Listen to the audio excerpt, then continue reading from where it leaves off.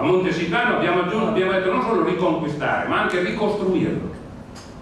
Perché adesso, se uno non vuol far finta, con le cose che hanno firmato, il contratto nazionale non c'è. Volete che ce la diciamo così? E badate, l'ha dichiarato Federmeccanica, io non so se lo farà perché c'è stato anche un cambiamento, no? Dentro Confindustria c'è stato un cambiamento, a Prevalso c'è stata anche lì una discussione, a Prevalso ha fatto un discorso, diciamo così, a cui eravamo meno abituati, ha avuto anche alcune aperture, però Federmeccanica ha annunciato che in questi giorni esce con un suo documento, con un suo manifesto, con una sua contropiattaforma. Non l'ha mai fatta, adesso vedremo che cosa dice. Io che mi ricordo non ha mai fatto Federmeccanica che prima di un inizio di possibili trattative unitarie e non unitarie esca con un documento che dice qual è la sua piattaforma. Se sto a quello che leggo, e alle anticipazioni hanno fatto una conferenza stampa eccetera, noi siamo di fronte a un ragionamento di questo genere.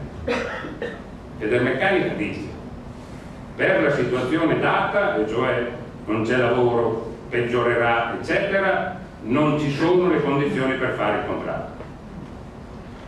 Però siccome c'è un problema di competitività e di produttività, si può fare a condizione che il contratto dia alle imprese e fa l'elenco della spesa. Come può anche essere, per non raccontarci balle tra di noi, se hanno messo la fiducia al Senato possono mettere la fiducia anche alla Camera. E siccome questo governo tecnico ha una maggioranza che non ha mai avuto nessun altro, mi pare che nessuno stia dicendo di mettere in discussione la fiducia.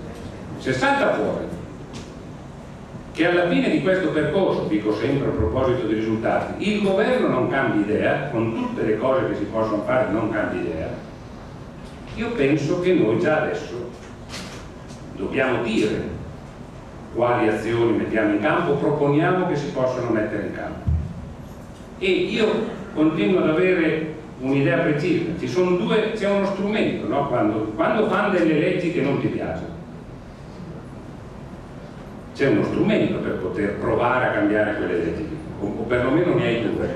Uno, che è quello che puoi decidere anche che raccogli le firme per chiedere che venga fatto un referendum abrogativo dell'articolo 8, della modifica dell'articolo 18 per ripristinarlo, per affrontare delle cose.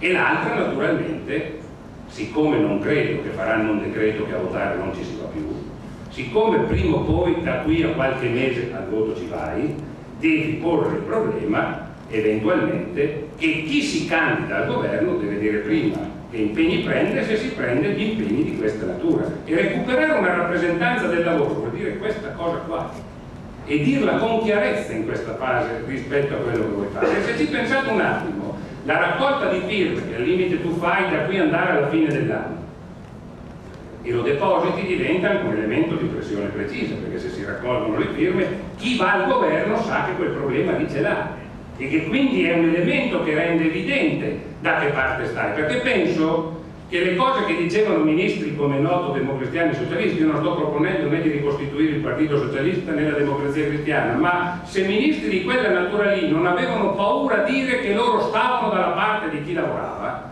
e che facevano i ministri di quella parte lì, io avrei bisogno, non la Fiornandini, penso che i lavoratori e le lavoratrici italiani, i giovani in questo paese, avrebbero bisogno di sentire che c'è qualcuno che governa in nome dei loro bisogni e dei loro interessi. Questo è il punto che noi dobbiamo fare anche con l'elemento di cambiamento. E questa è un'iniziativa che noi dobbiamo sostanzialmente mettere in campo, ponendoci davvero. E se ragione in termini di prospettiva, ma davvero vi faccio questo esempio e concludo. Io sono stato nei giorni scorsi a Bruxelles perché c'è stato il congresso europeo di unificazione dei sindacati chimici, tessili e metalmeccanici. È nata in Europa la Federazione Europea dei Sindacati Industriali. Ora, a Bruxelles ne discuti, in Italia non ne parli, però se è europea ci siamo dentro anche noi, c'era la FIM, la UIN, i tessili, i chimici. Ora, io penso che qui c'è un tema di fondo da affrontare e una discussione da aprire. La riunificazione